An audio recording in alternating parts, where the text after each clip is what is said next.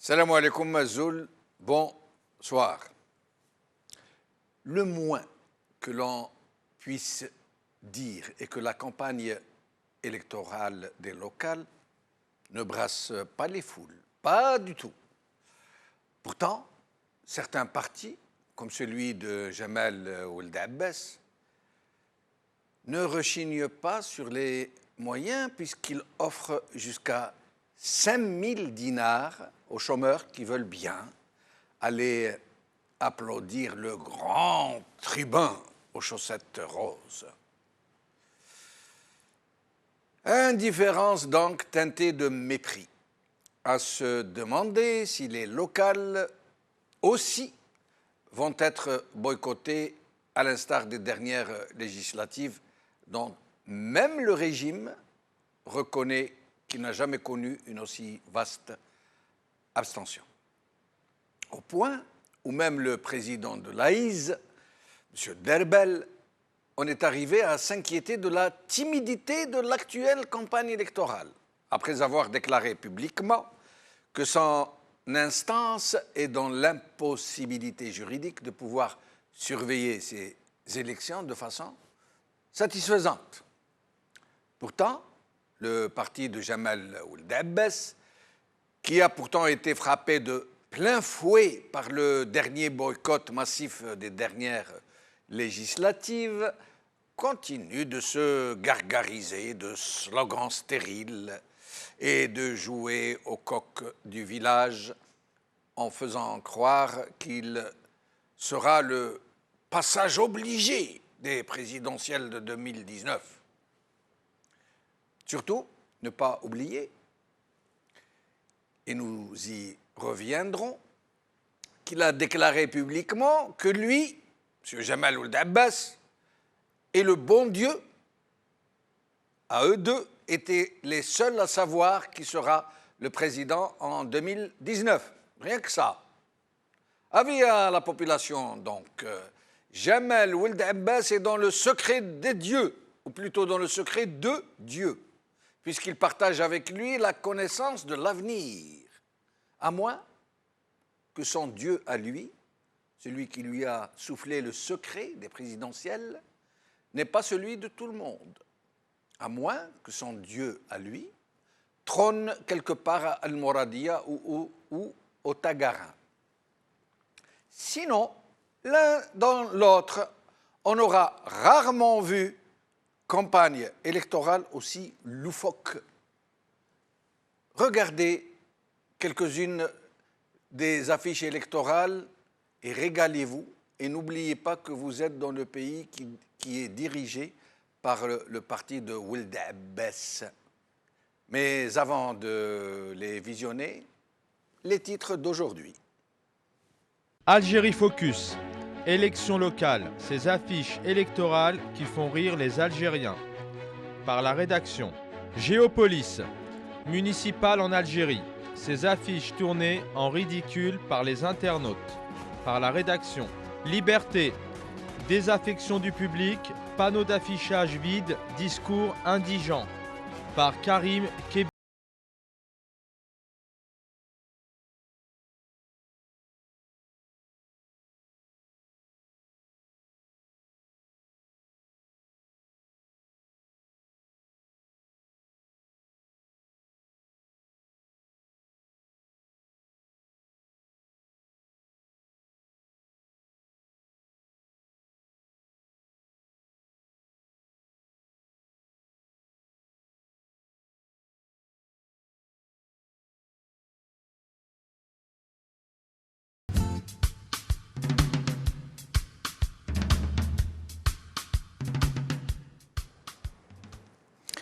Élections locales, la farce, c'est le titre de notre émission d'aujourd'hui, plutôt la question que nous posons. Nous posons à Brahim Younsi qui est avec nous ici. Brahim Younsi qui est ancien dirigeant du MDA.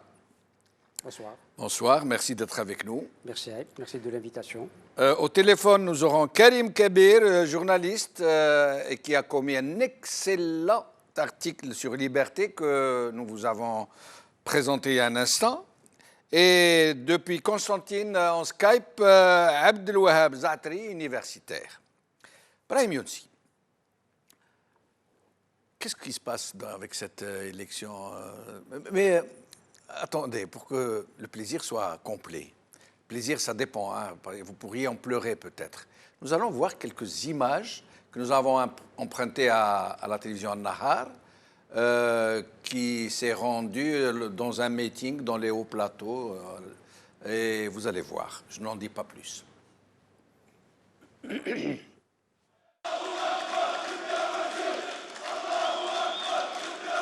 حاجة الله يخليك ها زفرتي مرة وسكتي وش جاي ديري انت لهنا؟ جيت هنا على الوطن على البلاد جيت على الوطن على البلاد ولدي اللي يحمينا يحمي بلادنا. شكون هو الامين العام للافلام؟ كيفاش شكون؟ الامين العام للافلام شكون هو الامين العام؟ ما نعرفش باش اللي يحمينا يحمي ولادنا. شكون هو الامين العام للافلام؟ تاع مدية عقابة. وش جاي دير انت لهنا؟ جاي جيت من اجل التجمع الوطني الديمقراطي. شكون هو الامين العام للافلام؟ وكيل عيسى بلدية الراك. لا فلان نبغيها بزاف. لا شكون هو الامين العام للافلام؟ ها شكون هو الامين العام للافلام؟ والله ما نعرفش انا على فلان راني مع فلان. ما عطوكمش حتى وعد؟ طاونا قالوا لنا عشيه نعطوكم كلش. واش قالوا لكم؟ قالنا عشيه نعطوكم كلش. واش يعطيوكم؟ دراهم ولا قد يهبط لك الافلام؟ بعد ال 500 هاك. قال لكم 500,000؟ ايه ياسين قالنا سيدي ياسين بن علي تاع ياسين بن علي المير تاع درع اسمار. Brahim Younsi. Affligeant, d'abord le comportement du secrétaire général du FLN, qui a un comportement caïdal. Burnous et tout ce qui s'ensuit. Donc nous sommes revenus à une certaine forme de caïda, où il a le peuple indigène en face de lui. Il le traite comme un troupeau, et nous le voyons, alors il ne sait rien, même pas du FLN lui-même. Il y en a même un qui croit qu'il est dans un meeting du RND. Et les autres ne connaissent même pas le nom du secrétaire général du FLN. C'est un mépris, oui. Un mépris pour ce peuple qu'on a fait retourner au XIXe siècle. C'est affligeant. C'est à pleurer. C'est dramatique, oui, de voir le peuple algérien, dont on disait qu'il avait fait des miracles. L'homme nouveau, Sanasna'u Rajul al-Jadid. Et il est là, hélas. Bon, je ne veux pas décrire l'état dans lequel se trouve cette population. Karim Kabir, merci d'avoir accepté notre invitation. Allô? Allô Karim Kabir, merci d'être avec nous. Merci, bonsoir. Karim Kabir, avant d'en arriver à ce que vous pensez de ces élections, dont vous avez très bien décrit l'ambiance dans votre article La Liberté, dites-moi un peu, que pensez-vous de cet extrait du reportage d'Al-Nahar où on voit le mépris avec lequel sont traitées certaines populations de l'arrière-pays à qui on promet 5 000 dinars s'ils se rendent dans ces meetings. Qu'est-ce que vous en pensez, Karim Kabir? Je crois que en vérité, c'est dans la logique en tout cas de la mentalité de ceux qui nous dirigent, parce que c'est pas la première fois que le FLN reproduit, et malheureusement il y a même certains nouveaux partis créés qui reproduisent un peu la même mentalité, la même façon de traiter et de faire de la politique. Moi je vous rappelle qu'avant Jamal Abbas, il y avait aussi Saadani qui critiquait beaucoup l'opposition en disant sortez de vos salons, vous ne connaissez pas le peuple algérien. En fait, à mon avis, c'est pas dans le sens vous ne le connaissez pas parce que parce que réellement il reste dans les salons, parce qu'en fait même les partis ils descendent, mais c'est implicitement une façon de leur dire que ce que vous essayez d'imposer à ce peuple, ce que vous essayez de lui proposer comme alternative, lui, ce peuple n'en veut pas. C'est un peuple qui est encore assisté, et c'est un peuple qui ne veut pas que vous lui parlez des droits de l'homme, des idées philosophiques, mais il faut lui parler terre à terre. Comme le monsieur qui vient de passer avant moi, il l'a bien souligné. Brahim Younsi.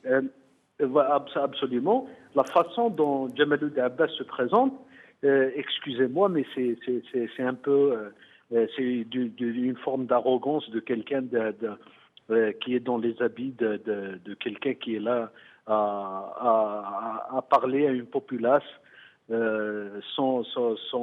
juste uniquement pour des besoins électoralistes, mais sans pour autant montrer que c'est quelqu'un qui est dans une phase de construction d'un projet de société ou d'une vision stratégique pour le pays. Mais Karim Kabir, vous qui êtes sur le terrain, et qui voyez donc qu'il n'y a vraiment pas d'engouement pour cette campagne, et pourtant quand on entend un Ould Abbas ou un Yahya ou les autres, c'est presque croire qu'il y a un grand enthousiasme, que les foules n'attendent que le jour X pour aller voter dans la joie et la bonne humeur. Qu'est-ce qui se passe en fait à Alger, par exemple? Écoutez, eux, ils sont dans leur rôle. Ils peuvent pas. On a eu déjà l'occasion d'en parler, mais c'est pas. Nous n'avons pas affaire à des hommes d'État, à des gens qui ont une haute façon de voir la gestion d'un pays, donc avoir un grand sens de responsabilité. Donc ils peuvent pas accepter ou admettre que les gens ne croient plus en eux. Et qu'on ne peut pas faire du neuf avec du vieux, et qu'on ne peut pas confier les rênes du pays à ce qui était à l'origine de la crise multidimensionnelle dans laquelle le pays est plongé. Ce sont les mêmes personnes qui aujourd'hui essaient de dire que nous avons la clé de la solution, qui ont plongé le pays dans cette situation. Donc, mais le peuple dont ils accusent l'opposition, soi-disant de mépriser le peuple. Mais en fait, c'est eux-mêmes qui s'auto-méprisent parce que le peuple a compris, il n'a plus confiance en eux. Il y a une grave crise de confiance dans le pays. Les gens ne croient plus à la chose politique, ils ne croient plus au discours, ils ne croient pratiquement à plus rien. Et je crois que c'est une situation qui est un peu critique pour nous. Si justement vous me parlez d'Alger, si vous descendez aujourd'hui à Alger, vous allez vous rendre compte qu'on n'a pas l'impression que l'Algérie se prépare à un rendez-vous électoral. Les gens vaquent à leurs préoccupations et chacun est dans son petit coin. Et malheureusement, ce n'est pas une attitude qui est quand même encourageante ou qui prête à optimisme. Parce qu'une démission comme ça, de façon générale, de la population n'est pas un indice de bonne santé ni politique, ni démocratique, ni économique du pays. Karim Kabir, je reviendrai vers vous tout à l'heure pour vous demander de nous expliquer comment se fait-il que les élections locales soient ainsi boudées. Parce que d'habitude les électeurs boudent les présidentielles, boudent les législatives, mais pour ce qui est des locales qui sont un peu de la proximité, qui concernent leur quotidien, généralement les gens vont voter. Je vous poserai la question. Abdelouahab Zaatri, merci d'être avec nous. C'est moi qui vous remercie, Jamal. Merci. Alors d'abord, comment ça se passe à Constantine? Les affiches sont déchirées partout où on va. Les lieux de publicité pour ces partis sont désertés. Et les gens, les citoyens comme vous et moi, ils n'ont rien à faire avec tout ça. Ils sont même, au regard de ce que vous venez de dire, des déclarations qu'ils entendent de Ould Abbas et d'autres personnalités, et ils ne veulent plus de ce système, ils le rejettent globalement. Donc ça ne les intéresse pas du tout. Et en fait, ce que je voudrais un peu parler de la réaction par rapport à ce que dit Ould Abbas, pour moi, c'est la Hugra et c'est le sabotage organisé de l'Algérie. Parce que la Hugra, c'est cela, c'est d'aller manipuler des citoyens, d'abuser de leur misère, de leur ignorance, et les emmener dans des stades et d'en faire des foules pour le soutien d'une dictature qui est malheureusement soutenu par une armée et une police qui nous coûte 7 à 8 milliards de dollars par année. Dans cette misère vers laquelle nous nous dirigeons, cette crise qui nous tenaille.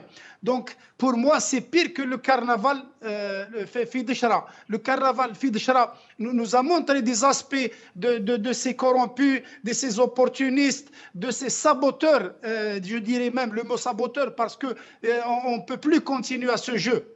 Donc, le carnaval Fideshra n'a pas pu prévoir tous les scénarios de Ould Abbas, qui n'est qu'un opportuniste, qui abuse de l'ignorance des citoyens, qui est un prédateur, qui est un corrompu, lui et ses enfants, qui ont manipulé des milliards de dollars, de milliards de centimes pour choisir les élus, pour placer les élus, etc. Donc, et en plus, il se fait passer pour un héros. Mais justement, Abdelouab Zaatari, Ould Abbas et les autorités, les pouvoirs publics nous avaient promis de faire la lumière sur l'histoire de son fils qui avait été pris les mains dans le sac avec des sacs d'argent qu'il avait reçus des candidats et même des listes qu'il avait dans son cartable. Et la saisie a eu lieu dans le domicile de son père en plein club des Pins. Et au lendemain, on nous avait dit que la justice allait suivre son cours. Pourtant, depuis, ça a été enterré sans que personne ne s'en émeuve. Personne n'en parle. C'est passé à la trappe le plus normalement du monde. C'est cela. Et on veut que les citoyens algériens participent à ces élections locales. Déjà, les Algériens n'ont pas participé aux élections, disons, aux élections nationales. Donc, ils n'ont pas du tout participé. Et tout en trafiquant, on a atteint des chiffres de 15 à 20%.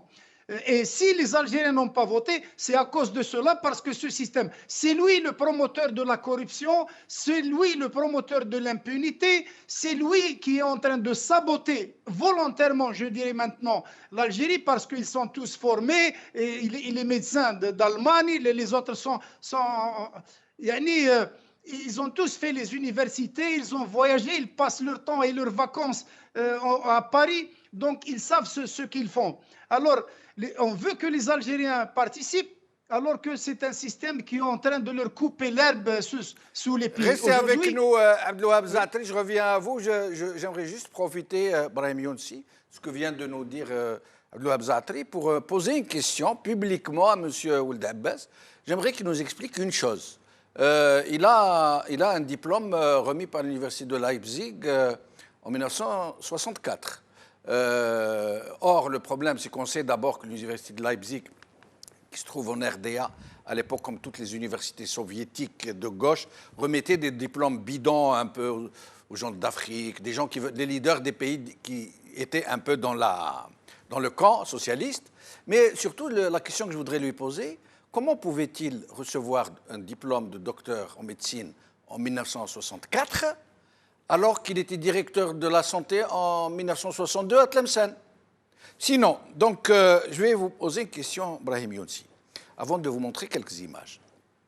Aujourd'hui, on est en train de reprocher à Ould Abbas d'acheter des foules de gens, de pauvres malheureux, des miséreux, des chômeurs, qui logent dans des conditions atroces, qui ne travaillent pas, qui ont besoin de manger tout simplement. Mais ceci, normalement, ne doit pas lui être reproché, puisqu'ils ont toujours fait ça. Ils ont toujours rempli leur stade avec des gens tel casse-croûte, comme on dit, qu'ils ramènent par autocar entier. Ça s'est fait en France. Oui. Ça s'est fait partout. Oui, oui. On sait que les foules que l'on voit, ce sont des foules qui viennent, effectivement, parce qu'ils sont dans la misère. Voilà. Et quelqu'un l'a dit, un jeune homme l'a dit, oui, qu'il attendait qu'on lui donne l'autre partie, parce qu'on lui a... On leur a promis de leur donner 5 000 dinars. C'est dire l'état et la situation. Je n'incrimine pas, moi, cette population qui a des problèmes sociaux importants, graves, de recevoir 7 000 dinars et de faire ce qu'ils font. La preuve, et on leur demande, ils viennent dans un meeting du FLN, alors qu'ils avaient le secrétaire général du FLN en face d'eux, et ne savaient pas qui était le secrétaire général. Son nom. Ouais. Et qui était même pas son visage. On nous a dit qu'à d'autres, ils ont promis des logements. Ça ne m'étonne pas. Rien ne m'étonne. Rien. L'essentiel, c'est qu'ils tiennent leurs promesses. Or, ils ne tiendront pas leurs promesses. Si, des promesses de casse-croûte, ils les tiennent. Oui, ça c'est autre chose. Ça c'est autre chose. Mais des promesses de logement, certainement pas. C'est ça le drame. Le problème d'Ould Abbas, on se focalise sur Ould Abbas. Ould Abbas n'est que le symptôme d'un système. Il n'est pas le système. C'est le symptôme. C'est une périphérie. C'est un relais. Absolument, absolument. Tout à fait. Et quand il a dit Rabbi wa hna ala balna shkoun ykoun rais fi 2019. Oui, mais Dieu ça, et nous. C'est un aveu clair. C'est un aveu clair. Cela veut dire le président de la République, comme toutes les élections d'ailleurs. Oui. Hein, c'est nous qui, c'est nous. Lui, comme lui a dit quelqu'un, laisse ça pour les poids lourds. Le gars du MSP, là. Hamas. Le MSP. Boujara Sultani, je crois. Je crois. Hein, laisse ça pour les poids lourds. Et les poids lourds, on sait qui sont les poids lourds. Ça veut dire il confirme. Absolument. Il confirme que c'est eux qui savent qui sera le président, que ce n'est pas les peuples qui le... C'est décidé. C'est décidé en dépit de la Constitution, qui devrait logiquement s'appliquer aussi à lui. Oui. Parce que, comme dit une constitutionnaliste, une bonne constitutionnaliste que j'ai lue, oui. On ne remet pas les compteurs à zéro. Et elle a raison, parfaitement raison, que les compteurs ne doivent pas être remis à zéro. Il faut absolument que la Constitution, l'article 51, je crois, de la Constitution, si ma mémoire est bonne, limite les mandats à 2. Voilà. Oui. Bon, mais il a supprimé pour pouvoir faire passer le président en 3e, 4e. Bon. Mais ça, après la révision, après la révision, la nouvelle, parce qu'ils pouvaient faire autant de mandats qu'ils voulaient, mais ils ont décidé de revenir à 2 mandats. Oui. Donc, ils devraient être touchés par cette réforme constitutionnelle. C'est clair, c'est clair. C'est clair. Si Ould Abbas dit ce qu'il dit, c'est parce qu'on lui a dit de dire ce qu'il a dit. Voilà, certainement. Tout ce ne serait pas permis une telle liberté. Il ne peut pas se permettre, sinon il se serait fait taper sur les doigts. Alors, nous allons voir quelques affiches électorales de partis divers, pas seulement conservateurs, hein, même qui se disent progressistes. Et modernistes. Et modernistes, oui. Où on voit que les femmes, on ne voit pas les visages des candidates. Et là, je ne comprends pas. Elle est candidate à la mairie, ça veut dire qu'elle occupe un poste public, elle va apparaître, parler aux gens, mais dans les affiches, elles n'apparaissent pas comme si leur visage était honteux. Regardez.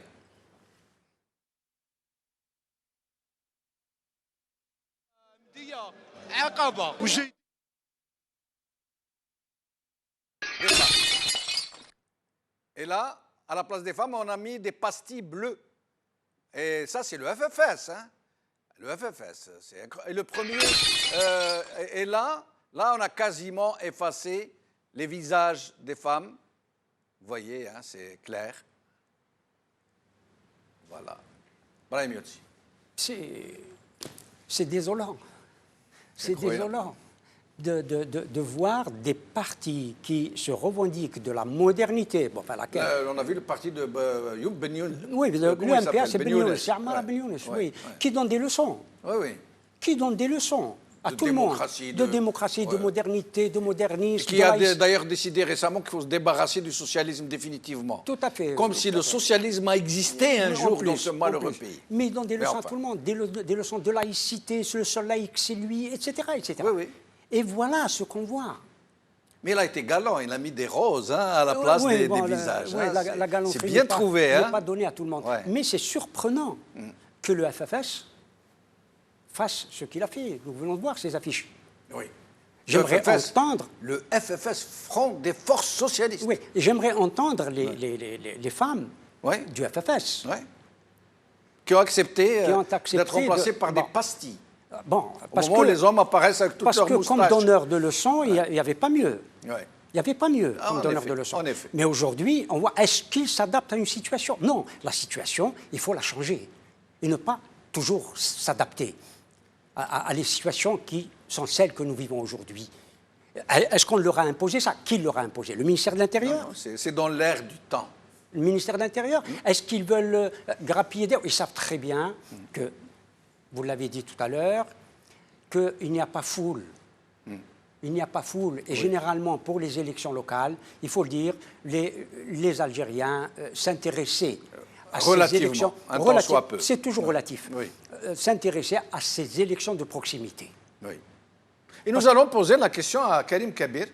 Karim Kabir, pourquoi les Algériens ne s'intéressent-ils plus au local qui pourtant d'habitude les attire un tant soit peu, disons?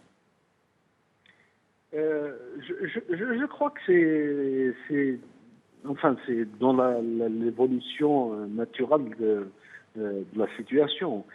Bon, je pense qu'il y aura quand même un peu plus que les législatives, mais pas dans les proportions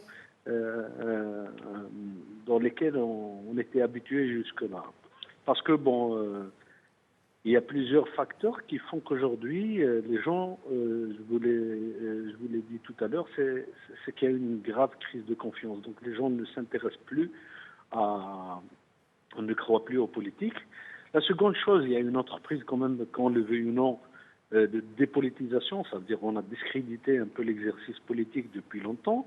Et puis vous avez les reniements des partis politiques, c'est-à-dire il y a une forme de confusion dans les programmes, dans les visions et tout ça, où les gens ne se retrouvent plus.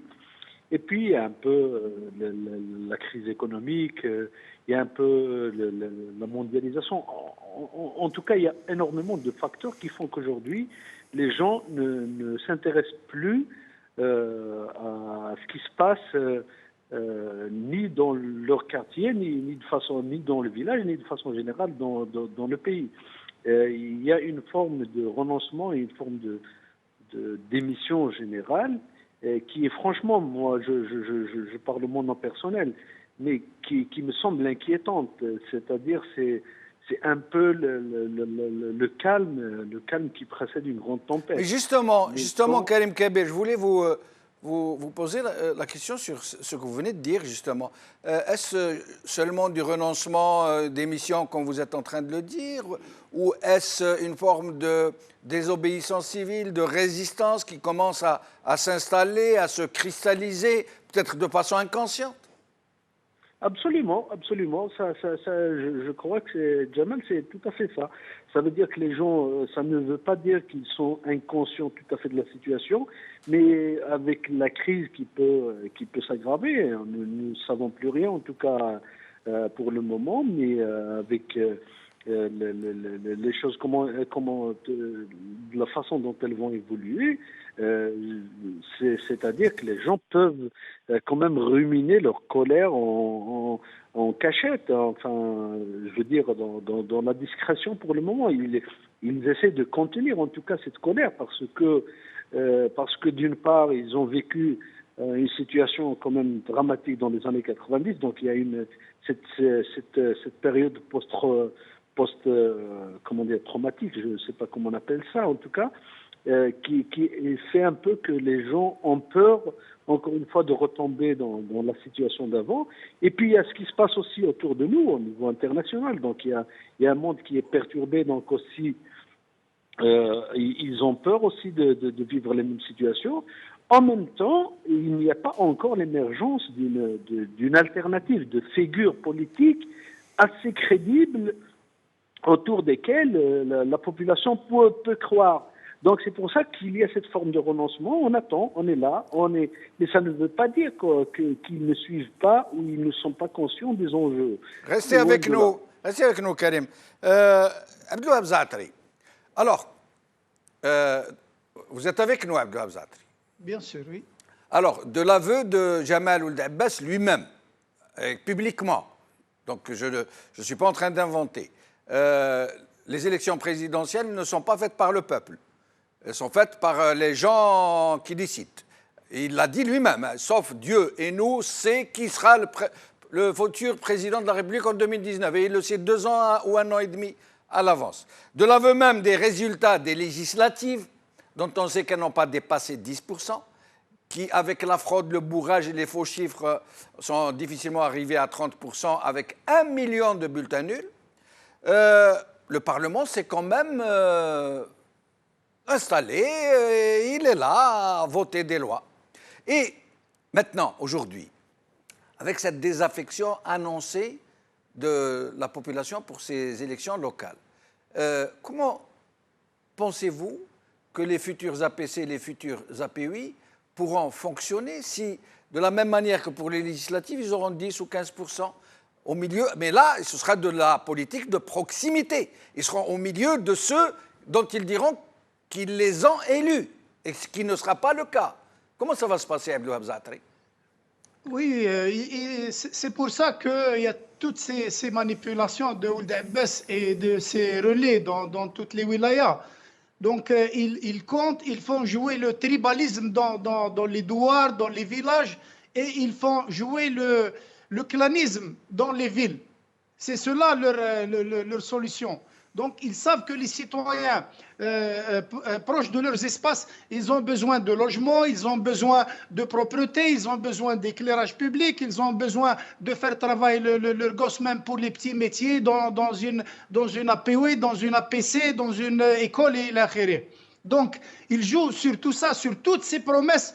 D'ailleurs, c'est des promesses qu'ils ont déjà fait auparavant, puisque beaucoup se font réélire et ça ne donnera rien. Donc les citoyens vont participer par tribalisme ou par clanisme. Il y aura 20 à 30%. Et pour ce système, c'est largement suffisant. Il trouvera toujours une excuse que dans un village au téléphone des États-Unis, il y a eu 10% et malgré cela, on a accepté. Donc comme les États-Unis sont démocratiques, nous devons les suivre, même pour le minimum. Mais Abdou Habzatri, que pensez-vous des promesses de ces candidats, par exemple l'un qui leur dit votez à la Flan, qui ne sort jamais de la mosquée. D'ailleurs, on se demande s'il ne sort jamais de la mosquée, comment il va aller à la mairie, voyez. Mais ou de l'autre qui dit ou l'autre qui met Nelson Mandela en personne en dessous de lui, en tout petit médaillon. Qu'est-ce que c'est ces histoires? Oui, c'est l'instrumentalisation de la religion. Ça, c'est comment la religion musulmane, comment on en fait une source d'enrichissement et de manipulation des citoyens. Nous avons le meilleur exemple, c'est Hamas, comment le plus grand Manito de Hamas. Qui est de Constantine et qui était Kenny Saher, il jouait avec les djinns, avec tout ça et ça ne l'a pas empêché d'être ministre à plusieurs reprises. Comment il s'appelle déjà, Abu Jarrah Sultani. Oui. Oui. Nous le connaissons à Constantine, donc c'était un sorcier, c'était un imam, c'était n'importe quoi, mais tout le monde sait que pour lui, ce qui compte, tout ça c'est du cinéma, la religion. Il n'en a que faire. Pour lui, c'est gagner son pain, faire de l'argent, placer ses gosses, faire une fortune et appuyer ce système, même si la religion... D'ailleurs, une fois, je voudrais citer cela, une fois il a voulu jouer l'intéressant, il s'est opposé à la corruption. Et alors Bouteflika est venu, lui a dit de quelle corruption tu nous parles. Et il s'est rétracté totalement quand un journaliste lui a dit pourquoi tu t'es tu alors que Bouteflika il t'a grandi. Il a dit c'est quoi? C'est comme si ton père t'a grandi. Qu'est-ce que tu veux? C'est rien du tout. C'est même bienvenu. Donc je vous assure que c'est aussi incroyable que cela. Je m'en rappelle. Mais Abdou Habzatri, est-ce que nous n'avons pas nous tous, quelque chose à nous reprocher? Est-ce que ce silence complice, j'allais dire même cette connivence, tant que nous trouvons nos intérêts, on marche dans les combines. Et la plupart des gens qui ne marchent pas dans les combines, c'est parce que, je ne veux pas insulter les gens, hein, mais pour la plupart des gens, ceux qui ne trouvent pas leur compte deviennent subitement des gens qui s'opposent. Mais tant qu'ils trouvent leur compte, brusquement, comme ça, du jour au lendemain, comme un charme, ils deviennent de parfaits nervis. Est-ce que ce n'est pas de notre faute aussi? Si, tout à fait, exactement ce que vous êtes en train de dire, nous le vivons chaque jour en contact de nos collègues, de nos amis et de nos voisins. Les gens qui parlent, on a l'impression que ceux qui protestent, ce sont seulement les frustrés, qui n'ont rien eu du système. Si leur système leur donne une petite chose, ils se taisent à jamais. On a l'impression que nous sommes conditionnés de cette manière que nous ne disons rien parce que nous ne voulons rien risquer, aucun risque. risque zéro. Et puis, ceux qui risquent, c'est parce que c'est une forme de négociation, c'est une demande de sucrerie. Donnez-moi un peu et je me tairai. La carotte. Restez avec nous, Brahim Younsi semble ne pas être très d'accord avec nous, avec Abdelouab et moi. C'est une autre d'accord. Mais sinon, alors, je voulais vous poser... C'est les chiens de Pavlov, quoi. Mais, oui. Bon, oui. Mais le problème, c'est que je voudrais revenir sur les propos qui ont été tenus de Karim Kebir sur le renoncement, la démission ou la résistance. Voilà. Je crois qu'il faut c'est extrêmement grave. Oui. Je ne crois pas que ça soit seulement vous lui avez excellemment répondu, je ne crois pas que ça soit de la démission ou du renoncement. Je crois que le peuple algérien a compris, a fini par comprendre que les élections ne servent à rien. Et c'est là où la gravité, et j'allais dire la gravité est d'autant plus grave. C'est extrêmement grave parce que les Algériens savent que les élections ne servent à rien.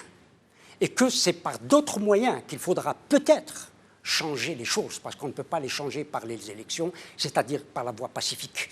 Il faut se méfier de cela, et nous avons déjà vécu cela. Justement, Karim Kebir a prononcé un terme particulièrement inquiétant. Il a parlé d'inquiétude, justement. Oui. Qu'il avait de l'inquiétude. Oui. Alors, bon, c'est théorique ce que je vais dire. Oui. Mais l'élection, c'est le moment du choix. Les élections, c'est l'expression démocratique. Ça devrait être l'expression démocratique. J'ai vu votre débat là, il y a 2 ou 3 jours, et vous aviez posé dans votre débat la question de la légitimité. C'est l'élection qui confère la légitimité. Et j'ai vu qu'il y a eu un débat ou une polémique entre 2 de vos invités, et moi je soutiens, si vous voulez, je m'approche, je suis plus proche de Hossein Jidel, si je me souviens de son nom. Oui. Il a raison de dire, et il avait raison de dire, contrairement à ce que disait Rachid Nekaz, sur la question de la légalité. Rachid Nekaz n'était pas avec nous, Rachid Si. C'est récent ou c'est ancien? Oui, c'est récent, oui, non. Non, c'était pas Rachid Nekaz qui était ce jour-là. Je vais me rappeler, allez-y. Ouais. Sur la question de la légitimité et de la légalité. Oui. C'est la légitimité qui confère. C'était plutôt Hassan Hirsch. C'est possible, je ne me souviens plus. Oui. La légitimité qui confère la légalité. C'est ça le débat. C'est-à-dire que, vous l'avez dit, ceux qui sont au Parlement n'ont aucune légitimité pour donner de la légalité par la loi qu'ils votent. Absolument. Par la loi qu'ils votent. Et ils le savent. C'est ça le drame. Ils ont quand même accepté de siéger. Voilà y compris parmi eux des gens qui se disent progressistes, tout à fait, qui se disent démocrates. Le peuple, c'est ce qu'il a fini par comprendre. C'est ce qu'il a fini par comprendre. Je vais faire peut-être une digression. J'ai regardé ce que Ould Abbas a dit d'Ali Benflis. Oui. Traître. Traître. Ouais. Tout le monde est traître pour lui, sauf lui. Oui. Tout le monde est traître. Le peuple est traître. Les étudiants sont traîtres. Ceux qui veulent partir sont traîtres. Ali Benflis est traître. Eh bien, Ould Abbas, s'il a reçu son diplôme de médecin, pour moi, que Ali Benflis m'en excuse, parce que je le critiquais précisément sur son passé, il s'en est expliqué. Et excellemment expliqué dans une émission récente, hier ou avant-hier. Oui. Pour moi, Ould Abbas, ce n'est pas à Ould Abbas de conférer cela, de donner cela, mais il lui a donné en quelque sorte son diplôme d'opposant à mes yeux. À mes yeux. S'il traite Ali Benflis de traître... Oui, ça veut dire qu'il est du bon côté. C'est que... Forcément. C'est une logique mathématique. C'est mathématique. Ouais. C'est mathématique. Donc, l'opposition... comment Ali Benflis l'incarnerait même, d'une certaine façon. Je ne veux pas lui... C'est pas pour le rejoindre. En fait, c'est un diplôme de résistance qu'il lui a remis. Oui. Bon, c'est quand même important de le savoir. Ça veut dire qu'il porte des coups à ce système, à ce régime. Oui. Et qu'il le connaît, parce qu'il le connaît mieux que nous de l'intérieur. Il ne fait que ça. Moi, si j'étais son patron, je l'aurais viré. Très franchement, moi, si j'étais Saïd Bouteflika, je l'aurais mis à la corbeille. Tout à fait. J'attends votre question. Alors, je vais d'abord faire un dernier tour de piste, puisqu'il ne reste plus beaucoup de temps. Karim Kebir, d'après vous, comment ça va se passer dans les jours qui suivent? Notre pays, il faut le dire, à Dieu ne plaise, nous ne lui souhaitons que du bien, mais il y a une logique, un parable qui est là. C'est une dégradation absolument incroyable, hallucinante pour ceux qui la connaissent, qui la vivent. Et les gens qui dirigent ce pays n'ont ni la compétence ni l'intégrité de l'en sortir. Alors, comment ça va se passer, d'après vous? Je crois qu'il n'y a pas 36 000 solutions. De toutes les façons, où ils auront l'intelligence, en tout cas, bon, je suis pessimiste, mais en tout cas, dans tous les pays, à un moment donné de l'histoire, il y a des responsables qui ont eu des coups de génie comme ça. C'est ce qu'on a vécu en 1954, qui décident d'un beau jour, voilà, nous sommes sur le mauvais chemin, donc il faut corriger, nous devons faire ça. Donc, j'espère que nous aurons en tout cas, l'une des solutions, c'est-à-dire qu'il y ait une forme d'intelligence chez les responsables pour entamer et initier les réformes qu'impose la situation, qu'impose la crise. Ou bien, si on reste dans cette situation de statu quo, je crois que c'est le pire est à craindre, parce que on regarde de toutes les façons de ce que disent les experts, en tout cas des gens qui sont mieux placés pour analyser la situation économique, qui maîtrisent les enjeux géostratégiques, et ainsi de suite. L'évolution de la situation ne prête pas optimisme, parce que nous sommes un pays qui dépend essentiellement des hydrocarbures, donc nous avons un problème déjà, c'est-à-dire de ces réserves énergétiques, donc qui vont s'épuiser dans une dizaine d'années.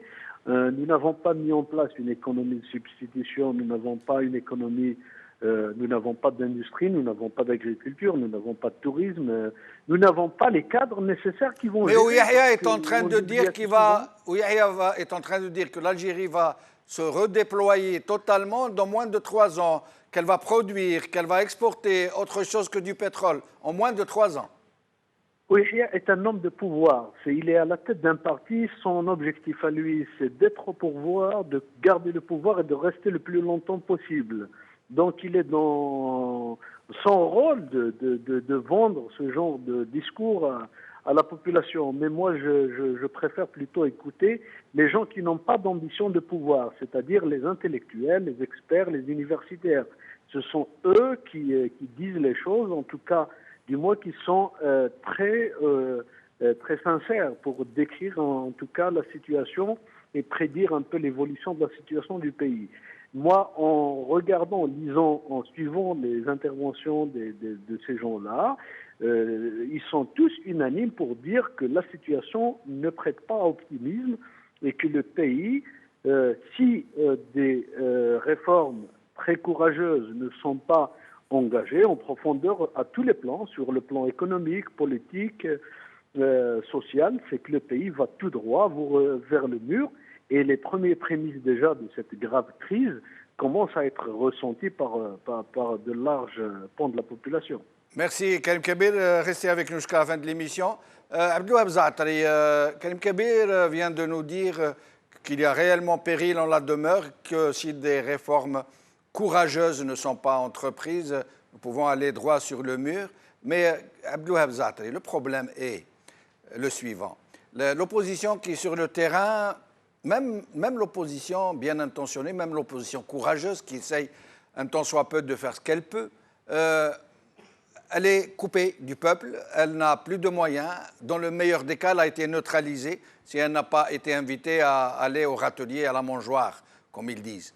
La société algérienne, malheureusement, elle a été déconnectée. Elle n'a plus les moyens de rallier une quelconque force qui puisse porter sa contestation politique et sa demande de changement. Alors, d'après vous, Abdouhab Zaatari, comment faire? Puisque cette société, qui a pourtant la possibilité d'aller voter pour changer les choses, ne croit plus en l'honnêteté des élections, et donc, en plus de sa totale déconnexion, elle ne vote plus. Alors, comment elle va faire, cette société, en l'absence d'élections transparentes et en l'absence d'opposition effective, pour changer les choses? C'est très profond, Yassi Jamal, la question que vous soulevez. elle est vraiment fondamentale et je suis d'accord avec Si Karim et avec Si Youssi aussi dans leur analyse. En effet, notre problème fondamental, c'est ce système, le système qui nous gouverne. Quelles sont ses intentions? Nous les connaissons. Les intentions de notre système, c'est d'imposer une dictature et il nous a conditionnés depuis l'époque de Ben Bella et de Boumediene, l'époque du zaïmisme. Ils nous ont conditionnés par la terreur. Ce que nous subissons aujourd'hui, c'est le syndrome de Stockholm, c'est-à-dire nous sommes des otages et l'otage finit par sympathiser avec ses ravisseurs. Notre situation se résume à ça. Comment ils ont fait? Eh bien, c'est par la terreur, la menace, le chantage. Je vous donne l'exemple de celui de l'Algérien qui a dévoilé les faux moujahidines, par exemple. Oui. On l'a pratiqué. Ben Youssef, Ben Youssef. Alors, que peut-il faire? Ils l'ont brisé, réduit en poussière. Voilà, c'est leur stratégie. Donc leur stratégie, c'est de tuer toute initiative de soulèvement, de protestation et d'opposition. Et nous sommes devenus des otages et nous sympathisons avec eux parce que nous devons bien survivre. Et c'est grâce à eux que nous survivons. Ils ont le contrôle de tous les secteurs publics, le secteur privé, tout, les frontières, tout. Ça, c'est la première des choses. S'ils étaient bien intentionnés, ils ne nous auraient pas manipulés comme le fait Ould Abbas et consorts. Si c'était des stratèges pour développer le pays, ils auraient aidé les citoyens à se cultiver, à éveiller leur conscience pour travailler et coexister ensemble dans un beau pays, dans ce beau pays qui est le nôtre. C'est une chose. Maintenant, quel est le devenir de l'Algérie? C'est vraiment très compliqué. Et moi, j'ai très peur pour l'Algérie parce que la nature de ce système est autodestructive. Ce système, il va détruire l'Algérie, se détruire lui-même et tout balayer comme c'était le cas. Notre exemple, c'est l'exemple de la Libye. La Libye, c'est un pays avec le pétrole, qui a beaucoup de pétrole, qui avait beaucoup d'argent. Et parce que c'était le totalitarisme avec farouche, la non-négociation, la force brutale a fini par... Les gens n'avaient pas d'issue, ne pouvaient plus s'exprimer. Nous ne participons plus à ces votes, mais pour eux, ils continuent comme si nous les aimions. Donc, s'ils ne changent pas, et la probabilité pour qu'ils changent est très très faible, nous risquons vraiment... Restez avec nous. Restez avec nous, Abdelwahab Zaatari, jusqu'à la fin. Et j'apporte de l'eau à votre moulin en rappelant une citation, si on peut appeler ça une citation, ou plutôt un avertissement, une sommation de M. Ouihia qui a dit un jour, je reprends intégralement ces termes, si le régime tombe, tout le monde tombe. Brahim Younsi, sur la même question. Je voudrais m'adresser à l'opposition, d'abord, parce que c'est elle qui a un rôle à jouer. Peut-être le peuple aurait un espoir de s'en sortir. Mais si l'opposition, j'allais dire, se découvrait, se montrait à lui, aller vers lui, et puis bien entendu montrer la solidarité qu'il peut y avoir dans cette opposition. Parce que tout le monde est piégé. Et ce mot-là, je l'ai entendu à Alger, j'étais en résidence surveillée, par un ponte du régime. Nous avons piégé le peuple. Par un ponte du régime. Nous avons piégé le peuple. Vous pourriez dire son nom? Non, parce qu'il est mort. S'il était vivant, je l'aurais dit. D'accord. S'il était vivant, je l'aurais dit, parce qu'il est mort. Oui. Parce qu'il ne pourrait pas me répondre si c'est la vérité ou pas si je donnais son nom. Exact. Donc je ne peux pas donner son nom. Et le piège, c'est la loi électorale, d'abord. C'est la loi électorale. Cette loi électorale proportionnelle, bien sûr qu'elle est démocratique. Parce qu'on a, soi-disant, dans les pays démocratiques, une représentation du spectre politique existant de la société. Or, c'est nous, ce n'est pas le cas. Il faut absolument que l'opposition, les partis politiques de l'opposition, se rassemblent selon leur sensibilité. Il n'y a pas 36 000 sensibilités. Divisons les choses en deux. Islamistes, non islamistes. Non, démocrates et droite et gauche. Droite et gauche.